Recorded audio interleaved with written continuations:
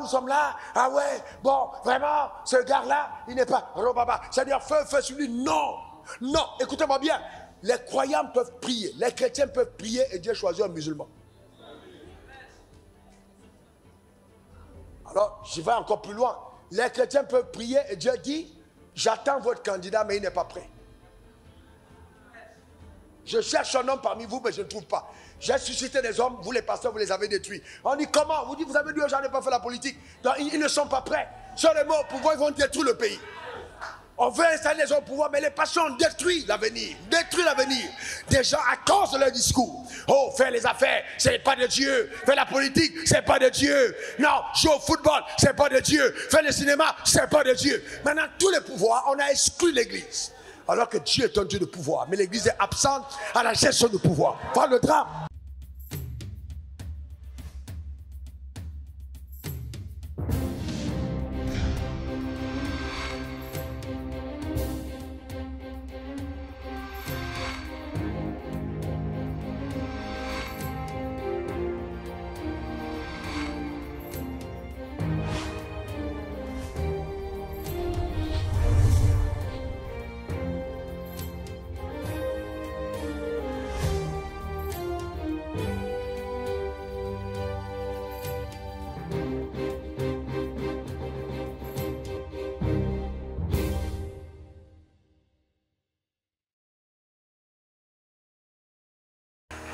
Père, je me donne une demande solennelle devant ton trône. Donne-moi la capacité d'apporter la parole avec simplicité de langage, profondeur de révélation, puissance de l'esprit. Et que Seigneur, sous l'écoute de ma voix par ta parole extraordinaire, les vies soient catapultées dans une autre dimension de productivité. Je veux te rendre grâce, Éternel, pour le changement radical de mentalité, pour la démonstration élevée de ta force au milieu de nous, par tes pouvoirs. Au nom suprême de Jésus, j'ai prié. Quelqu'un dise Amen 3 fois. Amen, Amen, Amen. Que Dieu te bénisse abondamment. Tu peux t'asseoir dans la glorieuse présence de Dieu. Alléluia. Est-ce que ça va pour chacun d'entre nous? Alors, le thème de mon message ce matin, que je veux bien être un enseignement, est intitulé Dieu et le pouvoir. Dieu et le pouvoir. Dieu et le pouvoir. Le Dieu que nous servons et que nos pères ont servi, Abraham, Isaac et Jacob, est un Dieu de pouvoir. Il est un Dieu de pouvoir. Et c'est lui qui a créé le monde et régenté la vie en société. Il a créé le monde, régente, régule la vie en société. Il a établi un certain ordre par lequel la société dans laquelle nous vivrons devrait fonctionner. Un ordre préétabli. Parce que Dieu est un Dieu d'ordre. C'est pourquoi dans son essence, dans son être, dans sa personne, dans sa constitution, Dieu, qui peut être aussi qualifié comme l'holding de Dieu, fonctionne parfaitement 3 en 1, le Père, Fils et le Saint-Esprit. Et donc, certaines personnes par l'intelligence humaine essaient de capter et de comprendre ce que c'est que cette notion de la Trinité. Il y a Dieu le Père, qui est donc celui qui est au-dessus de tout. Il a l'autorité au-dessus du Fils. Et le Fils est l'autorité au-dessus du Saint-Esprit. Et c'est pourquoi Jésus disait, je ne peux rien faire de moi-même. Tout ce que je fais, je l'ai entendu de mon Père. Donc le rôle du Fils était de révéler le Père. Bien que le Père et lui étaient parfaitement un, il a dit, et la Bible le dit. Il dit, il est préférable que je m'en aille, mais quand je m'en irai, je viendrai vers vous. Après, il dit, je vous enverrai le consolateur. Dans lui et le consolateur sont un. Mais cependant, le consolateur est soumis, qui est le Saint-Esprit, à l'autorité de Jésus. Et Jésus est soumis au Père. Donc, il y a un ordre. Dis après moi un ordre. Encore un ordre. Donc, partout où Dieu se trouve l'ordre. Et partout où le diable se trouve le désordre. Donc, si ta chambre, tu l'as laissée désordonnée, ne pense pas que Dieu est dans ta chambre. Parce que Dieu se trouve là où il y a l'ordre. L'ordre, c'est Dieu. Et le désordre, c'est le diable. Donc, il faut bien que nous comprenions aussi, vous voyez, quand nous venons dans nos églises, certaines personnes, regardant nos églises charismatiques, évangéliques, pentecôtistes, une église où on parle de puissance, ont eu l'impression que nous sommes une église des personnes pauvres et des personnes non éclairées. C'est un odieux mensonge. Ah bon, enfin, certaines personnes d'entre nous ont donné cette impression aussi de par notre manière de vivre dans le désordre. Alors que Dieu est un Dieu d'ordre. Dieu est trop important pour que ta vie aux yeux de Dieu se limite au simple fait de venir à l'église pour avoir à manger, pour avoir à boire, trouver de quoi te vêtir. Non, ta vie est trop importante, plus importante que ça. Donc, l'église, c'est pas un endroit où on vient trouver la nourriture. C'est pas un endroit où on vient seulement parce que bon, on a besoin d'avoir une maison. Oh, il faut que non, Jean-Marie, tout ça. Non, tout ça c'est bien. Mais il faut que tu saches qu'il y a un dessein plus grand que la nourriture, que le vêtement, voyez-vous, que le logement. Il y a un dessein plus glorieux que ça, rattaché à ta vie. Et donc ta présence à l'autel de Dieu devrait être à l'aspiration, à la manifestation du pouvoir divin dans la sphère où Dieu t'a placé. Parce que Dieu veut exercer son pouvoir sur la terre au travers de ta vie. Est-ce que quelqu'un comprend de quoi je parle? Maintenant, écoutez-moi attentivement. Je peux être profond, je peux me permettre d'être profond avec vous. Écoutez-moi bien, le règne des esprits, chaque esprit veut régner sur la terre. C'est pourquoi, même l'esprit d'immoralité, cherche le candidat par qui il passe pour accomplir l'immoralité. Chaque esprit veut manifester son règne. Et donc, quand Dieu t'a créé, il a donné une dimension esprit pour se servir de toi au travers de ton esprit et amener son règne sur la terre. C'est pourquoi Jésus a dit lorsqu'on priait, dites que ton règne vienne, que ta volonté soit faite sur la terre comme au ciel. Donc Dieu attend que son règne soit manifesté sur la terre dans une sphère au travers de ta vie. Donc tu dois servir à l'expansion et à la visibilité du règne de Dieu, au pouvoir de Dieu sur la terre dans un domaine précis. C'est pour ça que Dieu t'a créé. Donc, ce n'est pas simplement pour dire, je cherche à manger. Non, c'est plus petit que ça. Écoute-moi bien. Écoute-moi très bien. Si tu poursuis les desseins élevés au-dessus de ton existence, tu ne manqueras jamais de rien pour ta subsistance et même pour l'abondance. Alors, je vous fais ça. Regardez dans Matthieu 6, verset 31. Regardez ce qui est écrit. Matthieu 6, verset 31. Ne vous inquiétez donc pas, point, et ne dites point, que mangerons-nous? La Bible dit de ne pas t'inquiéter. Pour dire quoi? Que mangerons-nous? Il dit, ne t'inquiète pas pour ça. Que boirons-nous? De quoi serons-nous vêtus? Ce n'est pas une inquiétude. Pourquoi? Continuons. Ok? Car toutes ces choses, ce sont les païens qui les recherchent. Homme de Dieu, regardez-moi. Dieu dit les païens qui les recherchent. Donc, toute personne qui vient à l'église pour rechercher ces choses est en train de se dégrader de sa position prophétique pour s'aligner au rang des païens. Parce que ça, c'est la recherche des païens. Ce n'est pas la recherche des croyants. C'est pas, nous ne vivons pas pour chercher quoi manger ou nous vêtir quoi. Non, non. Il dit, c'est pas nous, on ne recherche pas ça. Il dit, votre Père Céleste sait que vous en avez besoin. Écoutez la nuance. Donc, ce n'est pas dit que ce n'est pas important. C'est important, mais ce n'est pas notre priorité. Donc, ce n'est pas à nous de nous battre et débattre pour avoir de quoi nous vêtir. Non. Je déclare maintenant sur ta vie que même ton dressing ne pourra pas contenir les habits qui arrivent. Ta manière de dire Amen m'embête. La nourriture ne fera pas défaut dans ton frigo. L'argent ne sera pas défaut dans ton compte bancaire. Car l'abondance est ton partage dans le nom suprême de Jésus.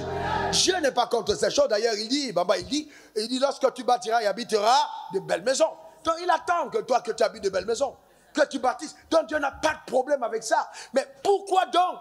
Alors, il dit, ce sont les païens qui les recherchent. Parce que pour toi, il y a un plan et un but suprême qui dépasse de très loin la provision matérielle.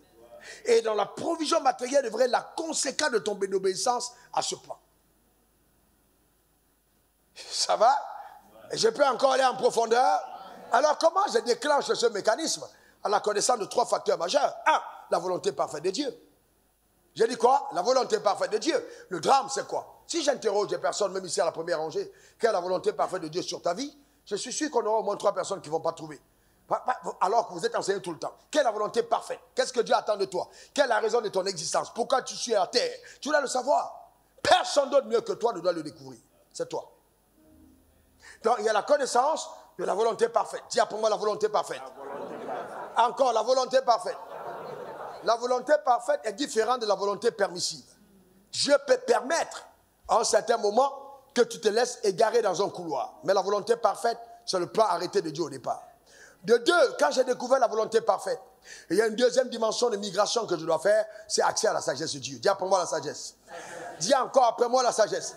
La sagesse est ce qui te permettra de vivre le plan de Dieu pour ta vie. Sans la sagesse, impossible de vivre ce plan. Donc tu as besoin de sagesse, de connexion à la sagesse de Dieu. C'est très important. Tu as besoin de sagesse.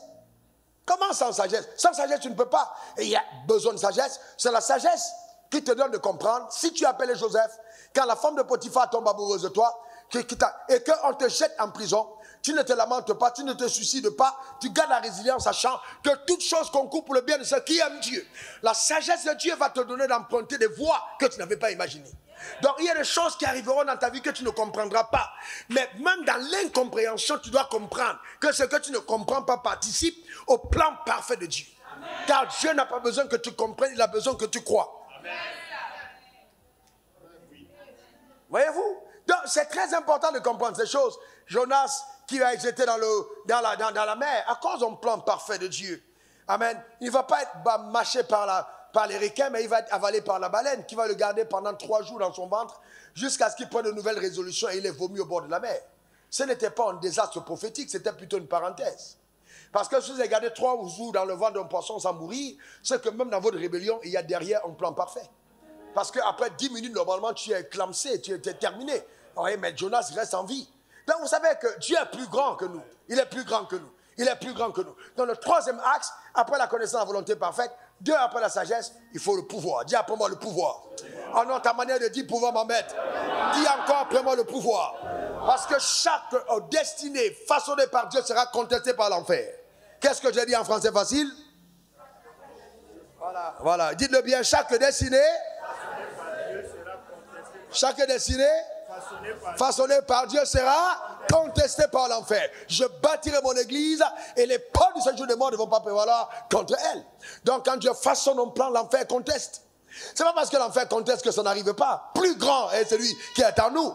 Amen. Plus grand est celui qui est en nous que celui qui est dans le monde. Je lève ma main vers le ciel. J'impose les plans de Dieu à ton égard au nom suprême de Jésus.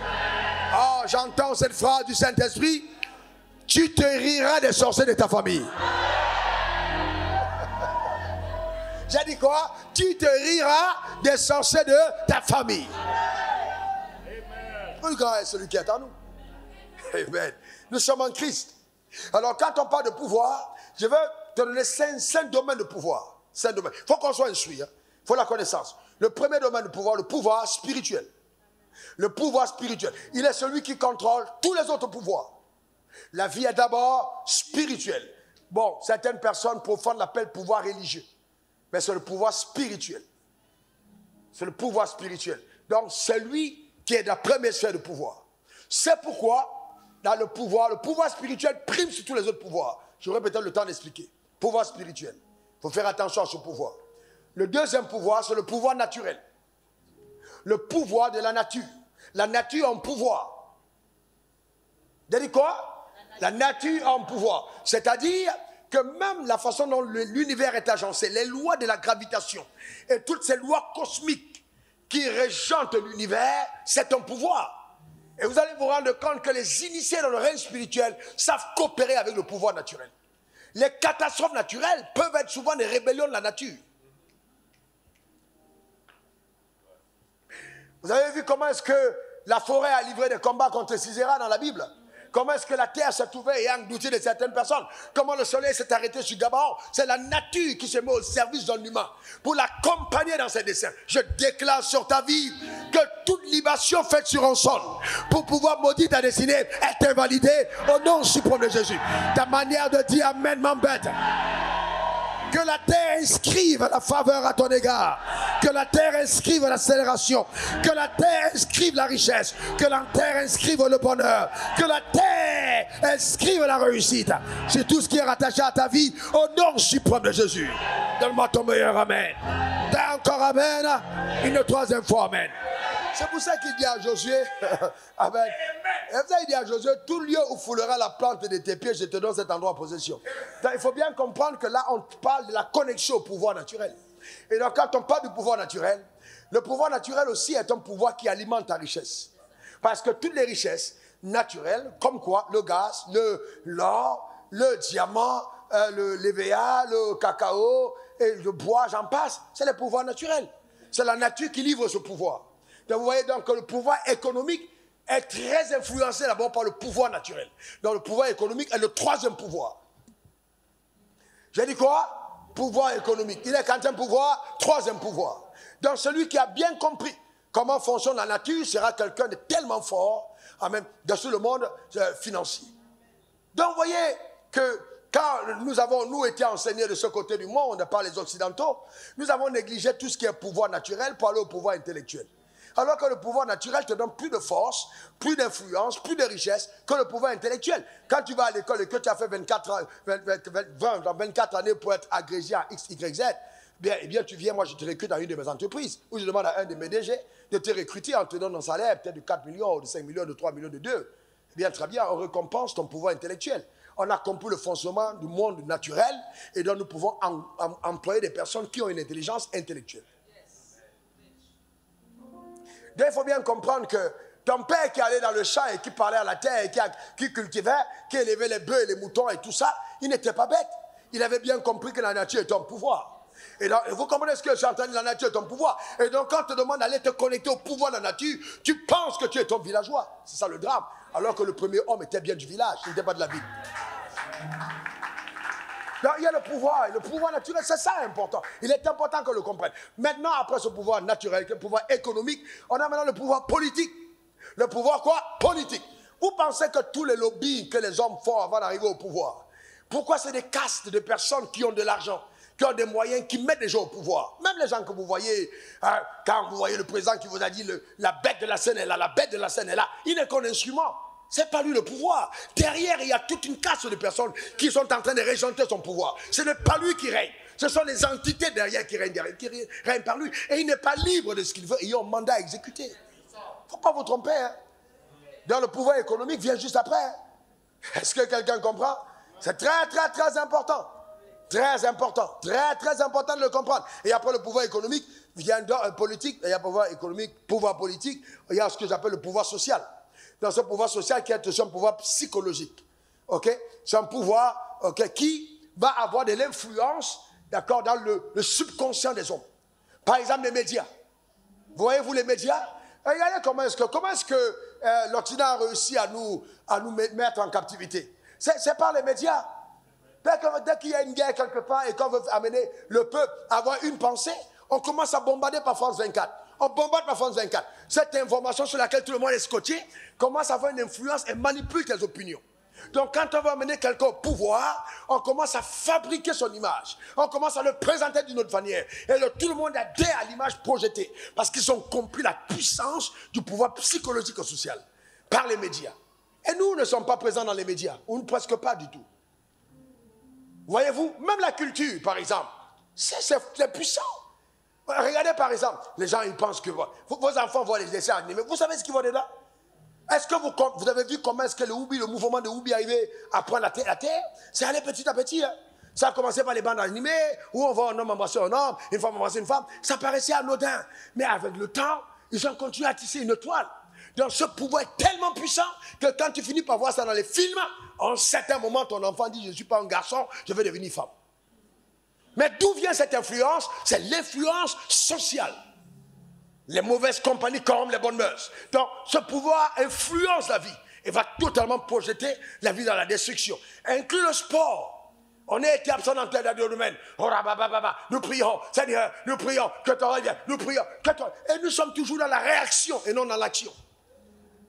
Parce qu'on n'a pas compris comment ça marche. Je prie de tout cœur, quelle que soit ta destinée, quel que soit le domaine de pouvoir que tu dois exercer, parmi ces cinq pouvoirs, que Dieu lui-même te porte par sa même puissance. Au nom suprême de Jésus, éteins ça dans cette dimension. Donne-moi encore ton meilleur Amen. Dis encore Amen. Une dernière fois Amen. Gloire à l'agneau. Quand vous avez le pouvoir, vous contrôlez les choses et les choses ne se passent pas sans vous. Amen. Gloire à Dieu. Souvent on t'oubliait aux réunions de famille. On ne savait même pas que tu étais absent. Mais ton absence va ramener les réunions à être reportées.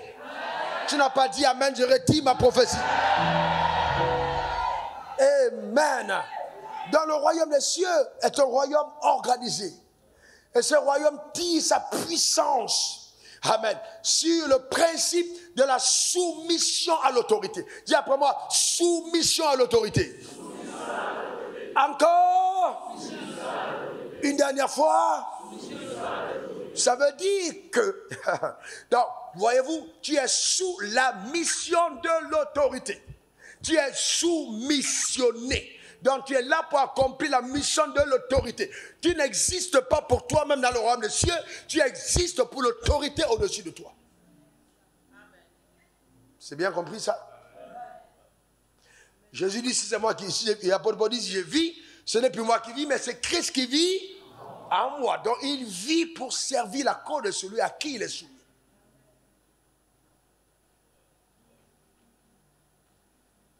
Vous comprenez ça, n'est-ce pas? Donc vous voyez que c'est très très subtil.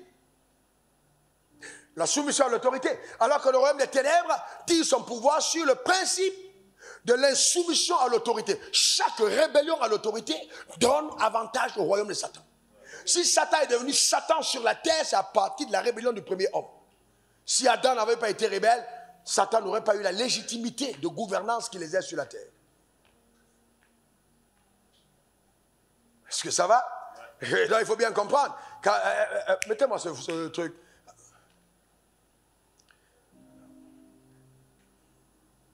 Donc, c'est vraiment important de le comprendre. Alors, regardez bien. Dans la sagesse, ce n'est pas seulement l'action, mais sagesse. Dis après moi sagesse. Dans la sagesse, il y a la notion d'excellence. Nous faisons toutes choses avec le paramètre divin. Donc, quand Noé doit construire l'arche, il ne construit pas comme il veut. Il construit selon le prototype divin qui lui a été accordé. Dans le royaume de Dieu, nous n'avons pas le droit de faire ce qu'on veut. Dieu ne nous demande pas seulement d'obéir, il nous demande d'obéir selon les normes établies par lui. Donc le tout n'est pas de faire, mais de faire dans le standard qui honore Dieu. De façon que quand on termine l'action, quand les gens regardent, ils disent waouh, ça c'est pas un homme, c'est Dieu qui a été derrière. Que Dieu t'amène à ce niveau dans le nom suprême de Jésus. Maintenant, l'autorité est incarnée par le trône. Quelqu'un dit après moi trône. Ah, dis encore bien trône. Une troisième fois trône. Allons-y dans trois sphères qui vous êtes très, très familières. La première sphère de l'autorité que nous connaissons premièrement, c'est dans la famille.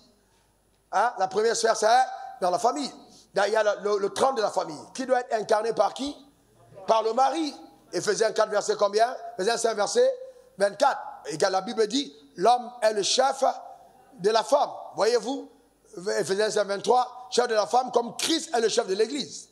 Donc, l'autorité au-dessus de l'église, c'est qui? C'est Christ. L'autorité sur la famille, c'est qui? Le mari. Eh bien, quelque part en Afrique, on a dit, quelque part dans un pays, je ne sais pas si vous le connaissez, il a été dit que l'homme et la femme partagent la même autorité. Il n'y a pas de chef de famille. Ils sont co-chefs. Est-ce que ça peut marcher ça? Non. Selon leur principe, à eux, ça marche, mais selon Dieu, ça ne marche pas. Parce que le principe de Dieu est un principe où l'homme est quoi? Est le chef. Dans certaines de nos cultures, même des cultures à Bantou que nous réclamons, le matriarcat a été le principe de base qui a régenté la société. Et même certains d'entre vous ne savent pas que quand on parle de polygamie, souvent, ce n'était pas l'homme qui choisissait forcément d'être polygame. Les femmes elles-mêmes prenaient des femmes et donnaient à leur mari. Alors, comme deuxième, on prenait pour donner comme troisième femme. Mais c'est un pouvoir matriarcal qui n'était pas un pouvoir même de lignée patriarcale. Donc dans la pensée de Dieu, le patriarcat, c'est-à-dire de par le Père, l'homme, c'est ça le pouvoir que Dieu veut sur la terre et non pas la femme. Donc aujourd'hui, toutes les revendications féministes, oh j'aime les femmes, hein, enfin, l'être féminin, que vous êtes extraordinaire. D'ailleurs, je salue ma femme qui n'est pas là, qui est au village avec ma mère. Que Dieu te donne ce genre de femme. Que Dieu bénisse sa vie. Amen, tu ne dis pas amen, c'est ton problème. Amen. Donc voilà, alors écoute-moi bien. Donc voyez-vous, le mari est le chef de sa femme. La femme est soumise au mari. Elle est sous la mission de son mari. On est d'accord? Donc elle est soumise à son mari. Ça ne veut pas dire qu'elle n'a pas de rêve. Elle a un rêve, mais elle est sous la mission de son mari. Pas sous la mission de tous les hommes. L'homme est le chef de sa femme. Sa femme. Pas de toutes les femmes, mais sa femme. Donc, une femme, on ne va pas se dire, hey, toi femme, tais-toi, non. C'est à ta femme que tu peux dire tais-toi, pas à toutes les femmes. Je ne sais pas pour qui tu te prends pour demander aux femmes de se taire. Parce qu'il y a des femmes qui peuvent te faire asseoir pour dire lève-toi, mets-toi de l'autre côté parce qu'elles sont tes patronnes. Mais dans le mariage, tu es le chef de ta femme et il peut trouver que la DG de la société soit une femme et tu dois la respecter. Donne-moi ton meilleur mot. Amen. Donc, pour bien expliquer, donc, dans la famille, voici le trône. Maintenant, dites-moi, mesdames, quand vous prenez ce trône-là est un trône qui est réservé au pouvoir, qui va être exercé par vous. Quand vous dites oui ou non, vous êtes en train de dire à Dieu, j'accepte, je le place comme autorité sur le trône de ma vie, dans la famille. Donc à partir de ce moment, quand le pasteur vient, il lève sa main et dit, je bénis ce mariage, il est en train de dire, bon, maintenant, fonctionne l'ordre établi par Dieu. C'est pour ça que moi, avant de vous bénir, je cherche à savoir qui est l'homme. Si je ne suis pas d'accord avec son origine et ce qui le soutient derrière, je ne bénis pas. Parce que si vous m'appelez moi Dieu, homme de Dieu, c'est pour bénir ce qui est selon l'ordre de Dieu. Tu vas me choisir un païen égaré quelque part, tu vas bénir ton mariage ailleurs. Parce que je n'ai pas le droit d'officialiser ce que le ciel ne reconnaît pas selon son ordre. Je ne vais pas bénir. Je ne bénis pas. Je te pose la question, est-ce qu'il est né de nouveau? S'il n'est pas né de nouveau, il ne connaît pas Christ, je ne bénis pas le mariage. Tu peux aller ailleurs. Parce que, amen, vous comprenez? Donc c'est très important de comprendre. Je dois veiller à ce que tu respectes au moins le choix de l'autorité selon les principes de Dieu. Mais il peut se trouver qu'il soit le croyant, mais il ne soit pas la personne choisie par Dieu pour toi. Ça, c'est autre chose. Mais maintenant, vous voyez que ce n'est pas Dieu qui choisit la personne qui s'assoit sur ce trône. Dans ta vie personnelle. Alors maintenant, allons-y dans le cas, et c'est pour ça que vous voyez, la femme, la soumission à son mari est vraiment importante. Hein. Une femme, aujourd'hui, vous voyez, quel est le cancer qui frappe le plus les femmes? Cancer des seins. Et quelle est l'une des prescriptions qu'on a données? On dit au mari de sucer les seins de sa femme. Non, non, je suis sérieux. Pourquoi est-ce que le mari doit sucer les seins de sa femme? Parce que la Bible dit que le corps de la femme a été donné comme il lui appartient, puis appartient à l'homme.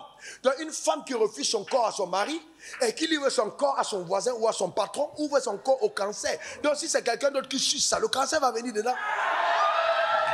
Le cancer va venir.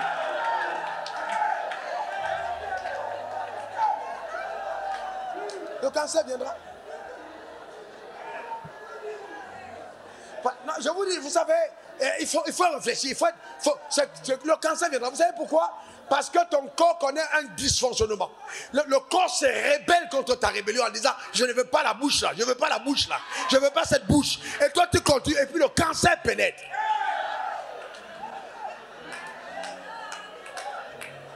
Donc vous devez faire attention, frère.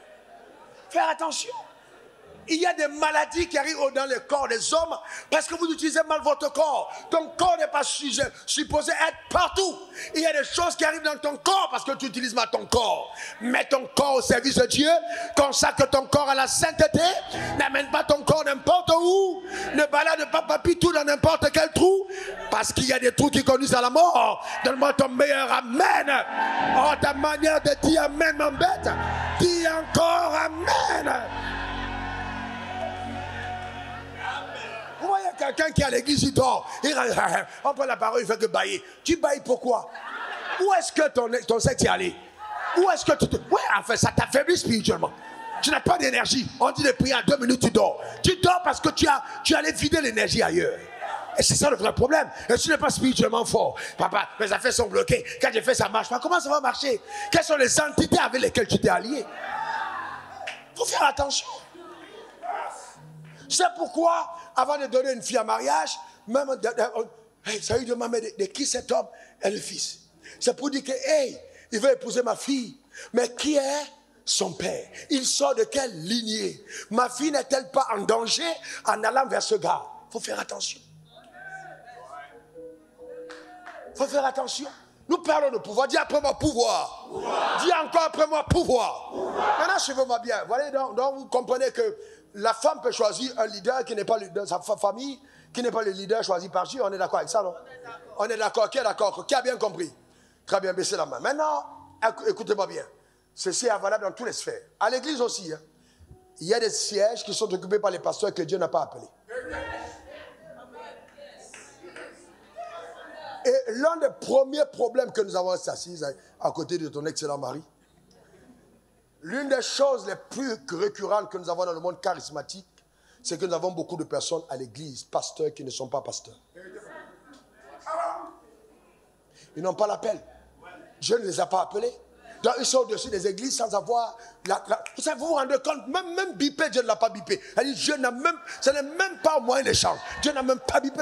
Il n'y a pas d'appel sur sa vie. Mais il est quand même pasteur.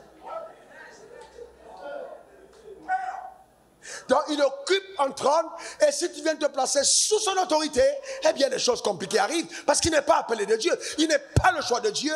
Par conséquent, il ne porte pas l'onction de Dieu, mais il occupe l'autorité de Dieu. Parce qu'il faut bien comprendre, écoutez-moi bien, Dieu a institué l'autorité, mais Dieu ne choisit pas toujours celui qui exerce l'autorité. Donc le siège, c'est l'institution. Celui qui est sur le siège, c'est le choix. Il peut être fait par Dieu comme par le peuple. La femme choisit son chef. Souvent, ça implique Dieu. Si tu veux demander à Dieu, je veux ton appui, il va venir. Mais si tu l'ignores, il t'ignore aussi. À l'église aussi, il y a des gars qui commandent des églises. Souvent, vous allez vous rendre compte que nos églises, qu'est-ce qui les a affaiblis? C'est en fait, ce n'est pas tant la quête du royaume des cieux, c'est la quête du ventre de la terre. Donc quand le gars quitte le pasteur, parce qu'il s'est dit, ouais, mais quand tu vois le nombre de personnes qui viennent devant l'église comme ça, la personne a dit, hey, si c'était moi, voilà ce que je vais faire. Donc il va ailleurs, espérant avoir des dîmes et des offrandes, mais il n'est pas appelé. Donc par conséquent, ceux qui apportent leur dîme avec leurs problèmes rattachés à la dîme finissent par faire mourir sa vie. Ils détruisent sa vie. Parce que derrière chaque offrande, je trouve des transactions. Si tu n'as pas l'onction pour pouvoir gérer le problème, ça te tue. Tu meurs à cause de la sémence. C'est pour ça que Géasi a attrapé la lèpre. Quand Naaman a posé le thème, Géasi est devenu lépreux. Parce que derrière la sémence se trouvait la maladie voyez-vous, de Naaman. Faites attention. Chaque sémence porte une vie. Et tout le monde n'a pas le potentiel de voir gérer ça. Si Dieu ne t'a pas appelé, ne joue pas avec ça. Ne joue pas avec ça. Maintenant, on a le pouvoir d'État. Celui politique. Bien, vous savez le pouvoir politique? C'est un excellent pouvoir. Maintenant, suivez-moi bien. Nous sommes dans cette année électorale ici au Cameroun, au Gabon, certains pays africains. Vous voyez, ça va bouger, hein? Chaque fois qu'on parle d'élection, il y a une certaine forme de psychose et de peur qui commence à ébranler. Ah, Dieu a parlé! Je dis, voilà, tel est mon choix. Écoutez-moi bien. Vous devez comprendre que dans le règne politique, il y a d'abord ce qu'on appelle le règne théocratique, ou le pouvoir théocratique. Le pouvoir théocratique, c'est Dieu qui fait le choix. C'est Dieu qui cherche l'élu. Donc, il vient de la lignée du respect de la pensée de Dieu. Comme le chat d'Iran. Voyez-vous, par exemple, en Iran, c'est une forme théocratique. Donc, mais la démocratie est l'une d'autres formes d'exercice du pouvoir. La démocratie, c'est le peuple qui choisit. Démocratie. C'est quoi? Le peuple qui choisit. Donc, à partir du moment où le peuple choisit, imaginez-vous en ce moment, le peuple choisira celui qui correspond à ses aspirations. Donc, si en Côte d'Ivoire, nous commençons à avoir 90% de Woubi, on oublie pour le pouvoir. Tu n'as qu'à faire tous les discours. Je vous salue, Serge Ivoirien. Vous savez, Dieu m'a dit, et c'est terminé. On ne va pas regarder le livre. Il a quel agenda? On sait que c'est un Woubi frère. Est-ce que quelqu'un comprend? Et il prend le pouvoir à partir de cet instant. Donc vous devez bien comprendre que la démocratie a des pièges. D'ailleurs, la première fois dans la Bible où le règne démocratique s'exprime publiquement à suffrage universel, Jésus-Christ perd les élections. Regardez-vous, il perd suffrage. On dit, maintenant votez, Barabbas, le grand brigand, casseur de maisons, violeur de femmes. Jésus-Christ le Saint n'est jamais marié, venu sauver les hommes. Vous votez qui? Barabbas, Barabbas, Barabbas, Barabbas, Brave Moro, Brabeche, Barabbas, Barabbas, Brave Moro. Donc on commence à voter Barabbas. Et on crucifie Jésus. Est-ce que Jésus n'est pas le choix de Dieu? Mais est-ce que Jésus a été voté par les hommes? Faites très attention, la démocratie n'exprime pas toujours la pensée de Dieu.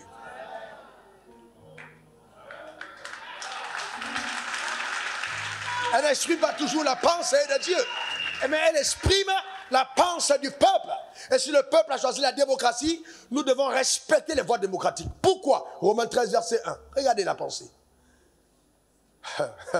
On lit ensemble 1, 2, 3. Que toute personne soit soumise aux autorités supérieures, car il n'y a point d'autorité qui ne vienne. Stop. Quand on dit il n'y a point d'autorité qui ne vienne de Dieu, regardez la suite. Et les autorités qui existent ont été instituées de Dieu. On n'a pas dit installées par Dieu. Donc on parle de l'institution et non de l'installation. Ça veut dire qu'il s'agit là de l'organisation sociétale. Donc Dieu veut que la société soit organisée pour que tout le monde soit épanoui. Donc c'est pour ça qu'il y a une institution de l'autorité. Et non le choix de l'autorité. Verset 2. C'est pourquoi celui qui s'oppose à l'autorité résiste à l'ordre que Dieu a établi. On n'a même pas dit qu'il résiste à Dieu, mais il résiste à l'ordre établi par Dieu parce que justement les lois de Dieu régulent son ordre. Donc maintenant on dit que la Bible dit que ceux qui résistent attireront une condamnation sur eux-mêmes. On a dit ceux qui résistent. On n'a pas dit les païens qui résistent, on dit ceux inclus le croyant. Parce que je peux être croyant et résister à l'autorité. Continuez.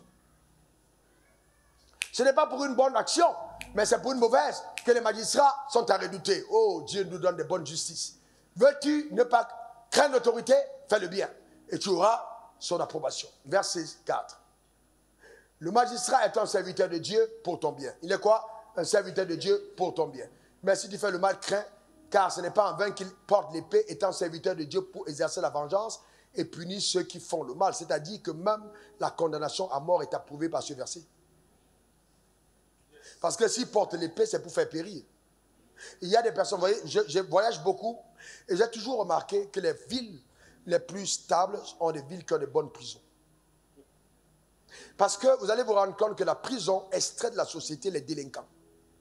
Et vous allez voir que quand on fait un coup d'État, la première chose qu'on fait, on libère la prison. Parce qu'on relâche les délinquants dans la société. Et une fois que les délinquants sont ramenés dans la société, il y a un trouble. Il y a une perturbation d'ordre. Il y a des gens qui ne méritent pas être dehors, qui doivent être à la marque en prison. Parce que ce sont des hors-la-loi qui doivent être en prison. Quelqu'un qui apparaît ce temps la nuit qui viole tes filles, qui va le voisin, il viole les filles, il doit être en prison pour que tu vives en paix.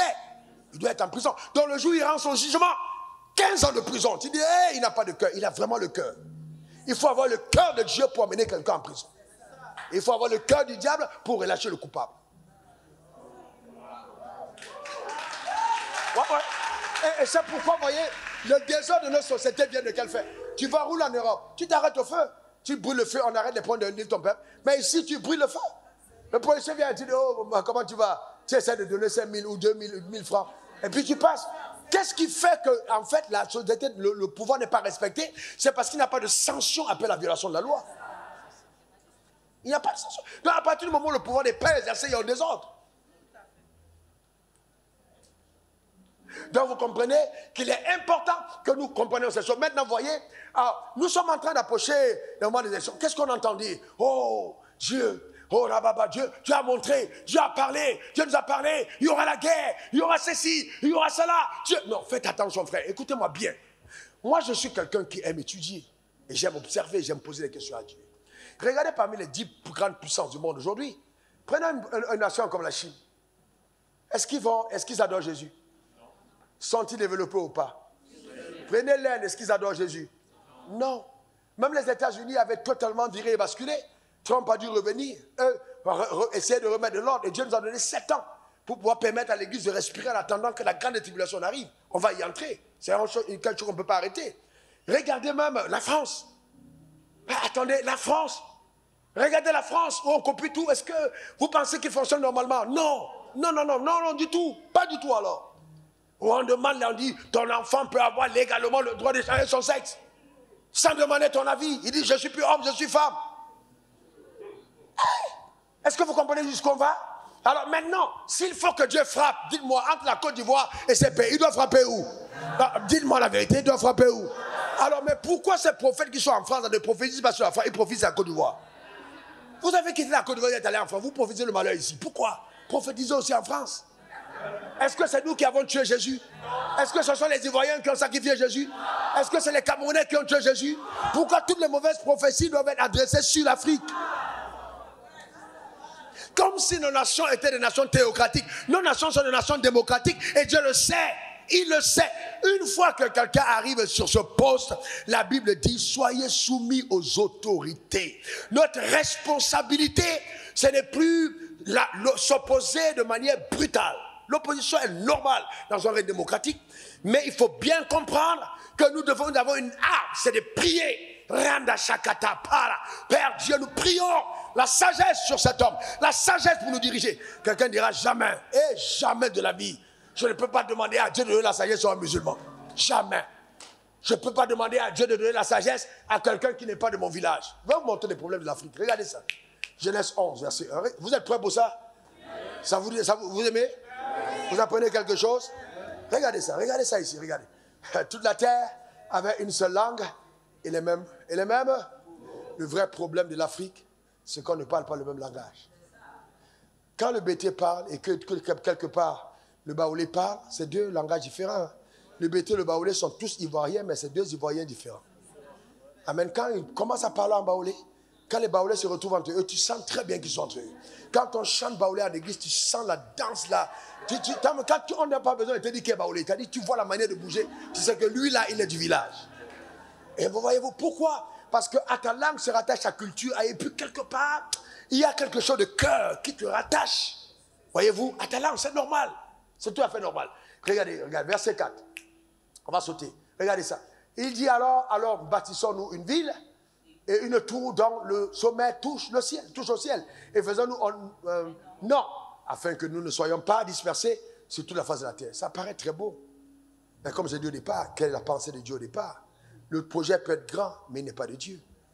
C'était un grand projet. Il n'est pas... Regardez ce que Dieu va dire par la suite. C'est fort. Et l'Éternel descendit pour voir la ville et la tour que bâtissaient les fils des hommes. Regardez ce qu'il va dire. Il dit, l'Éternel dit, voici, ils forment un seul peuple et tous ont un même langage.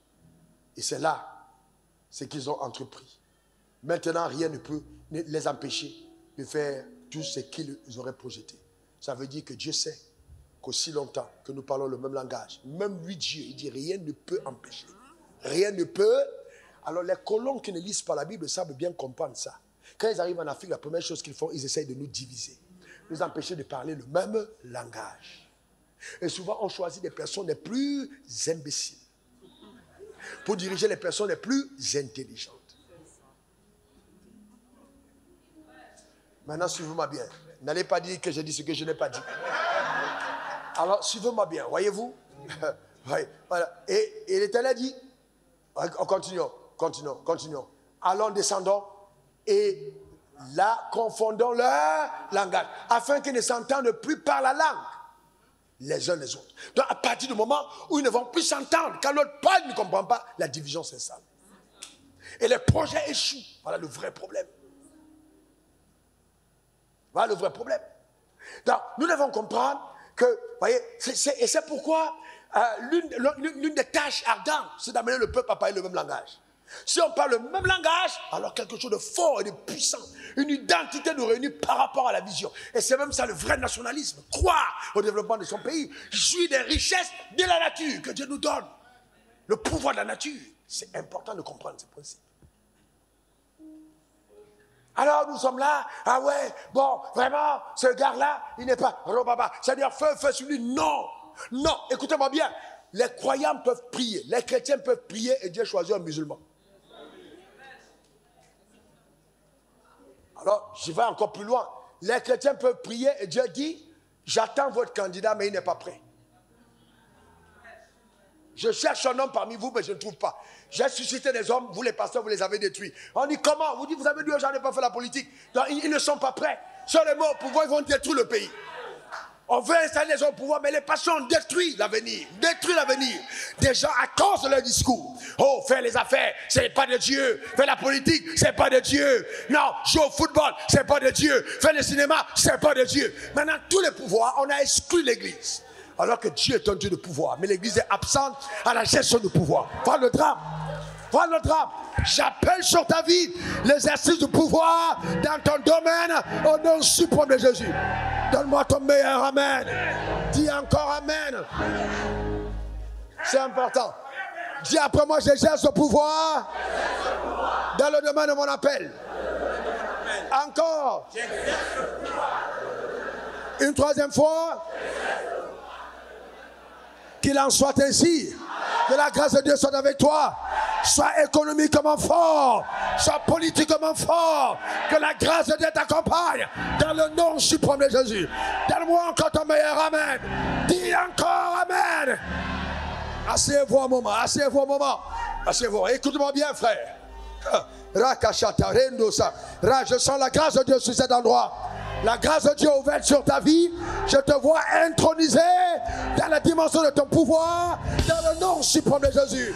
Donne-moi encore ton meilleur amen. Je vois quelqu'un avec les mains remplies d'or, des richesses naturelles. Je vois quelqu'un couronné sur le trône de sa destinée par la puissance en haut, dans le nom suprême de Jésus. Dieu est un Dieu de pouvoir. Dieu est un Dieu de pouvoir. Et nous, ces enfants, nous devons être des enfants de pouvoir.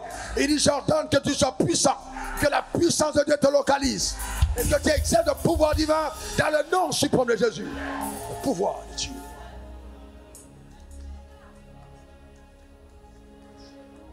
Amen.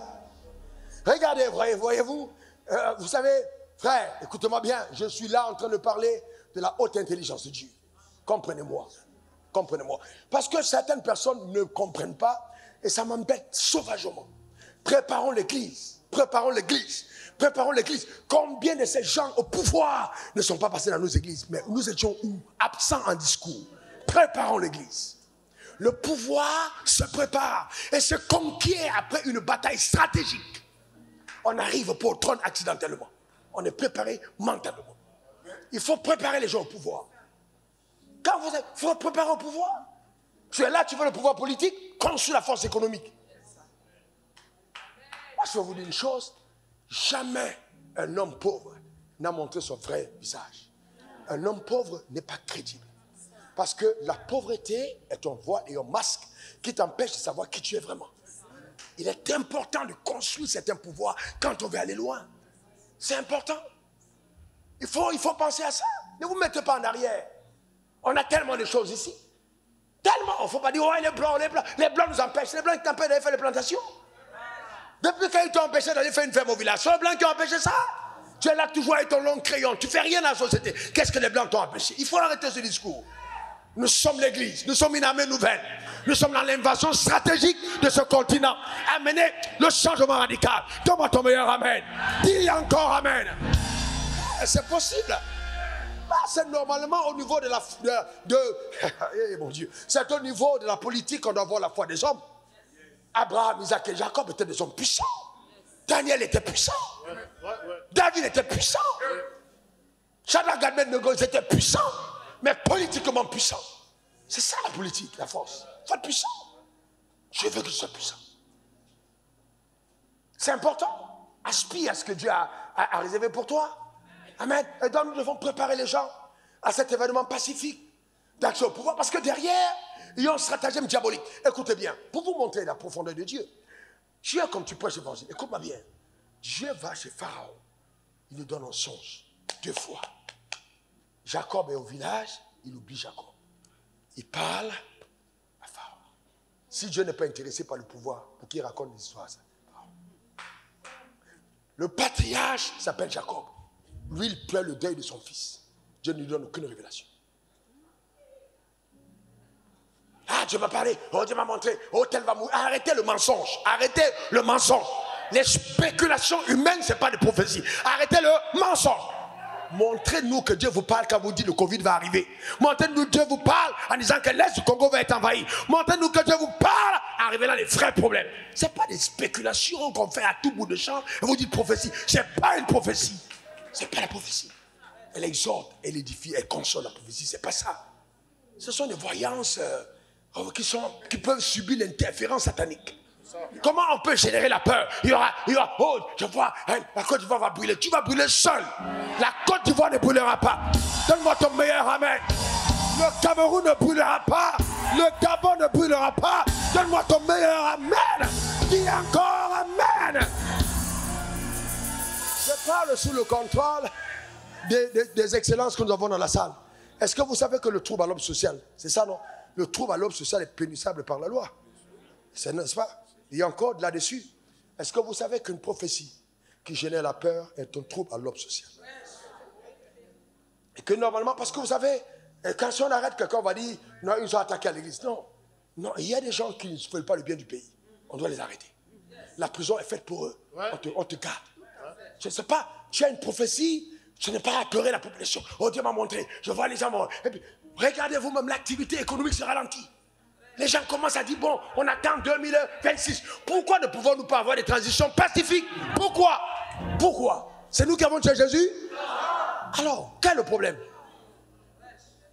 Moi, je ne comprends pas. Mais quel est ce problème? Alors, quand on va dire que l'église est immature, on va dire non. Mais certes, elle est immature. Elle est immature. C'est l'immaturité. Et ça, c'est la politique et l'économie de la pauvreté. C'est tout. C'est tout ça le problème. Écoutez, nous sommes de Dieu, non? Est-ce que nous sommes de Dieu? Lève ta main si tu es de Dieu. Alors je te pose une question. Quand il pleut là, reste assis. Bamba, quand il pleut. Il pleut sur ta maison et sur les musulmans. La maison du brigand.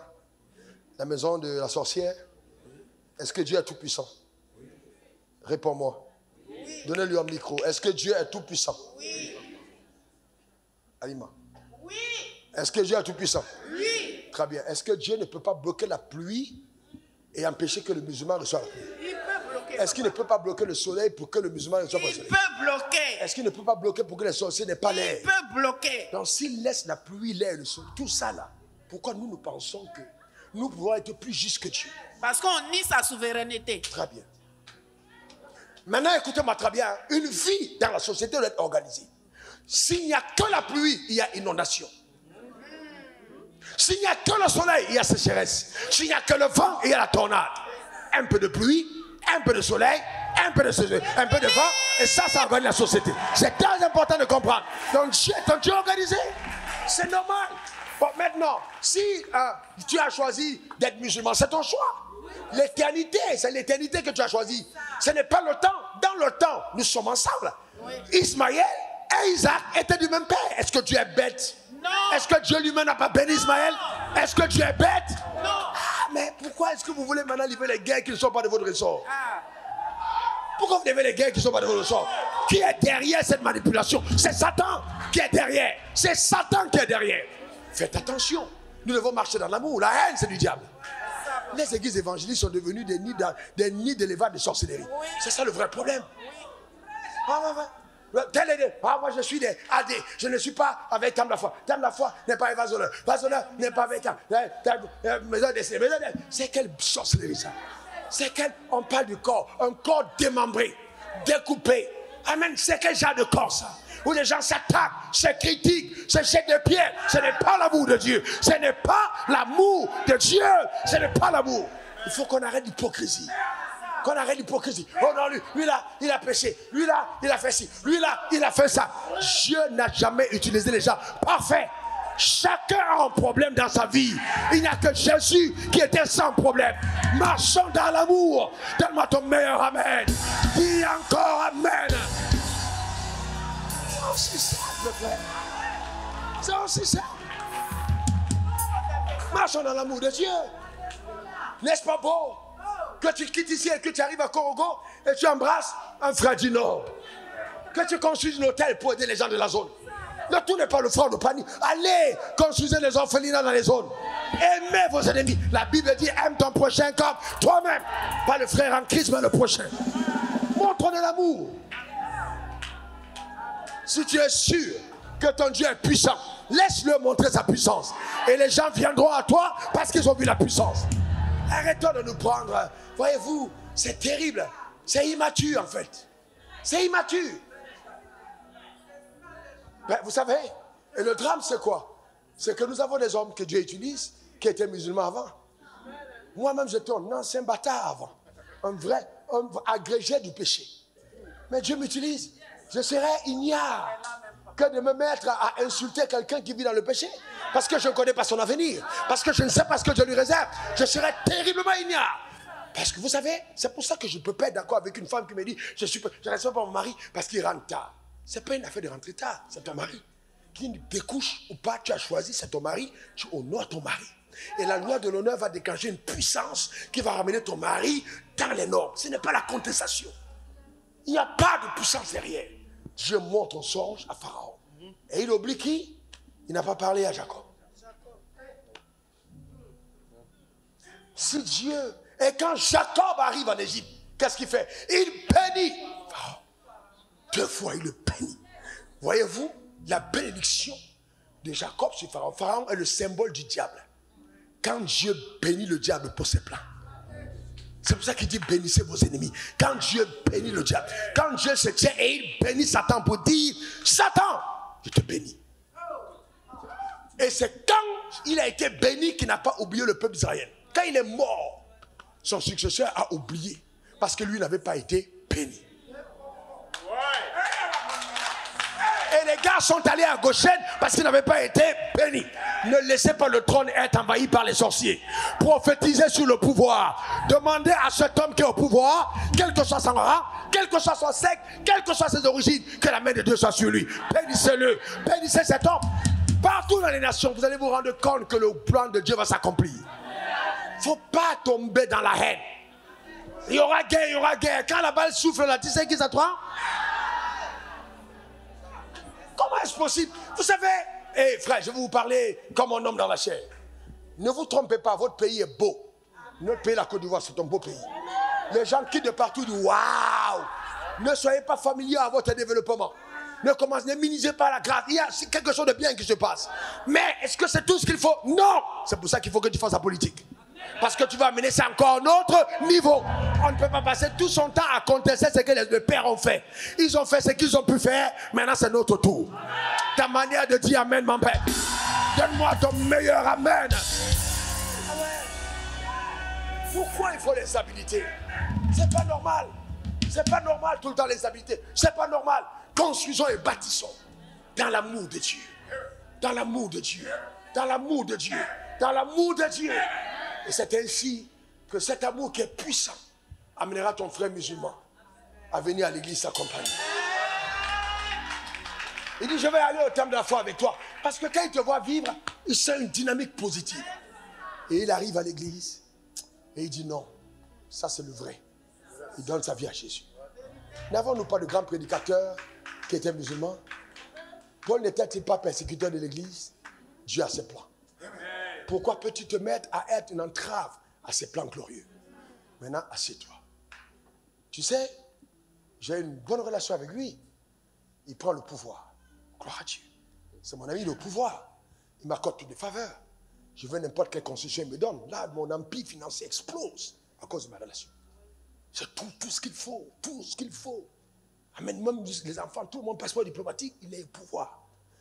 Maintenant, il perd le pouvoir. Et puis lui, il prend le pouvoir.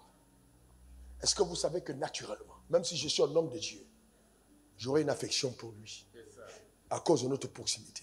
Il peut aussi se trouver qu'en même temps, il parle la même langue que moi et que nous dansons les mêmes danses au village et qu'il est de ma même région. Naturellement, je vais aller vers lui parce que la langue a été donnée pour unir ou pour diviser. Voyez-vous? Donc c'est normal que quand je prophétise, je vais l'oublier pour prophétiser en mal contre lui. Parce que quelque part, mon cœur, mon aspiration, c'est que lui, il perd le pouvoir. Inconsciemment, j'ai un souvenir qu'il faut qu'il reprenne le pouvoir. Ça peut arriver. On est des humains. C'est pour ça que faire la volonté de Dieu va amener le soupir de ton sang. Je suis à prier jusqu'à ce que le sang, la sueur s'est transformée en sang. Ce n'est pas simple. C'est l'âme. C'est l'âme. C'est l'âme. Ce n'est pas simple. Ce n'est pas simple. C'est l'âme. C'est l'âme. Entrer dans les partis politiques. J'ai dit quoi? Entrez dans les partis politiques. Militez dans les partis politiques. Soyez présents dans les partis politiques. Qu'on ait plus le plus grand nombre de députés à l'Assemblée nationale. Préparons la conquête territoriale et la conquête stratégique du pouvoir. Allez-y être député et maire. Ce n'est pas. Allez-y prendre des postes. Allez-y dans le village, prenez des postes. On vous nomme chef de village, acceptez. Devenez chef de village et instaurez la vie de Dieu dans votre village. N'ayez pas peur. Instaurez la vie de Dieu. Montrez qui est Dieu dans votre village. Mettez de travers, de côté, tout ce qui est diabolique. Et encensez ce qui est positif. Notre culture n'est pas seulement diabolique. Et il y a des bonnes choses dans notre culture que les Occidentaux n'ont pas compris, mais que nous devons révaloriser. Donne-moi ton meilleur amen. Dis encore amen. Je lève ma main vers le ciel. J'engage ces paroles sur ta vie. Et je déclare ton accès au pouvoir au nom suprême de Jésus. Donne-moi ton meilleur amen. Dis encore amen. Dans le sphère de ta destinée, dans la sphère de ta destinée, que Dieu te donne le pouvoir. Reçois entièrement le pouvoir. Reçois totalement le pouvoir. Jouis du pouvoir. Dans le nom suprême de Jésus. Donne-moi 3 bons amen. Et je termine en disant que Dieu a dit, vous êtes la lumière du monde. On n'allume pas une lampe, Matthieu 5, verset 14 à 15, pour la mettre sous la table, mais sur la table afin qu'elle brille et qu'elle éclaire toute la maison. Dans une maison qui est bâtie, revenez. Voyez, vous êtes la lumière du monde. Une ville qui est située sur une montagne ne peut être cachée. Ça veut dire que quand Dieu t'a constitué, il ne t'a pas constitué pour les positions cachées. Il t'a constitué pour les positions élevées. Donc, on ne pourra pas cacher la gloire de Dieu par ta vie. La gloire de Dieu dans ta vie doit être visible. C'est ça le vrai problème. Ce n'est pas seulement pour dire, oui, moi je suis chrétien. Non, ce n'est pas ça. On veut voir ta ville sur la montagne. On veut voir la référence que tu es dans un secteur. Voyez-vous, vous savez que, oh my God, je peux parler une minute de plus. Regardez, comment est-ce que David accède au pouvoir? Vous savez que Dieu est terrible. Hein? Dieu, à David est loin, il fait 17 ans avant d'accéder au pouvoir. Pourquoi il y a 18 ans presque? Pourquoi il y a ce combat? David va enfin un jour voir Goliath. Et puis il voit Goliath et quelque chose monte à lui. Il remporte la bataille contre Goliath. Mais maintenant, en remportant la bataille contre Goliath, il gagne le cœur des hommes. Quand Dieu t'amène au pouvoir, il y aura des circonstances qui vont donner au peuple de t'aimer. Ne croyez pas que la démocratie exclut le choix de Dieu. Dieu peut encore amener au pouvoir quelqu'un si nous décidons de prier véritablement. Et les circonstances arriveront où Dieu va élever un homme. Oh, personne ne s'attendait à cet homme. Regardez. Daniel 4, verset 17. Regardez ça. Oh, peut-être que tu es assis à côté du chef de l'État, mais tu ne sais pas. Il y a des cultes comme ceux-ci avant des parties de l'église. Filme-toi avec ton voisin. Cette sentence est un décret de ceux qui veillent. Cette résolution est un ordre de dessein, afin que les vivants sachent que le Très-Haut domine sur le règne des hommes. Et qu'il y élève le plus vil. Donc ça veut dire qu'il peut prendre le plus vil des hommes. C'est-à-dire, la personne méprisée par les hommes, il le met au pouvoir. Parce que le pouvoir n'a rien à voir avec des aptitudes apparentes par les autres. Non. Mais il y a une capacité de Dieu de pouvoir déposer en toi quelque chose qui fait de toi une personne extraordinaire. Mais comme j'ai dit, si tu ne coopères pas toi-même avec les plans, tu arrêtes tout. Il ne faut pas dire, ouais, mais est-ce que moi, mes frères, je vais te prouver comment tu peux y arriver. On n'a pas vu des capitaines ici qui n'avaient pas grande instruction de devenir président et des bons présidents. On n'a pas vu des gens illettrés ici qui ont pris le pouvoir. Vous savez que la gestion du pouvoir n'a rien à voir avec ce que tu penses être. Quand tu t'assois sur ce trône et quand tu installes et que tu mets tes deux fesses dessus et que tu es assis, alors à partir de ce moment, c'est génère sur toi une onction particulière. Ton attitude et ta capacité migrent parce qu'il y a une force qui t'envahit. L'onction de Dieu repose sur ta vie pour l'exercice de la tâche. Quelqu'un dira, mais est-ce que Dieu peut donner l'onction à un païen? Dieu donne l'onction à quiconque occupe la place pour l'exercice de la fonction. Voilà comment le mystère de Dieu, ça marche. Si vous êtes ignorant de ces choses, on vous manipule. Simplement. Il ne faut pas être manipulé. Il ne faut pas être manipulé. Il faut qu'on arrête ce désordre que nous sommes en train de créer dans ce pays. Je dis encore après moi, il n'y aura pas de guerre. Oh, okay. Si ton voisin n'a pas parlé, signale-le. Hein. Dis encore après moi, il n'y aura pas de guerre cette année. Encore, il n'y aura pas de guerre en Côte d'Ivoire. Au nom suprême de Jésus. Amen. On peut avoir des transitions pacifiques. On peut avoir des élections paisibles. Et Dieu n'est pas obligé de faire verser le sang pour amener celui qui choisit ou celui qu'on choisit au pouvoir. À bon entendeur. Dieu te bénisse. This est ma femme fondation. Autour de moi. Oh, oui,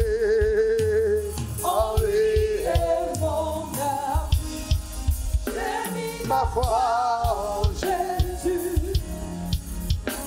Et la parole. Sa parole est solide et sûre. Il ne me laissera jamais. Christmas solide fondation. L'Europe où je me tiens. Tout autour de moi est détruit. En lui est mon appui. J'ai mis ma foi en Jésus. Il ne m'abandonne sa parole est solide et sûre. Il ne me laissera jamais. Il ne faillira jamais. Il ne faillira jamais. Il ne faillira jamais. Jamais. Il ne faillira. Il ne faillira jamais. Il ne faillira. Il ne faillira jamais. Il ne faillira jamais. Jamais. Il y a trois prières. Premièrement, ceux qui sont appelés à exercer le pouvoir économique. Levez vos mains vers le ciel. Vous êtes appelés dans cette église à gagner de l'argent, vous êtes chef d'entreprise. Et je vous appelle à gagner beaucoup d'argent. Levez vraiment vos mains dans le ciel. Je n'ai pas demandé de faire. Levez bien vos mains vers le ciel. Au nom suprême de Jésus. Où il y a tellement d'entrepreneurs dans cette église. Que la grâce de Dieu te localise. Que la faveur de Dieu t'accompagne. Au nom suprême de Jésus.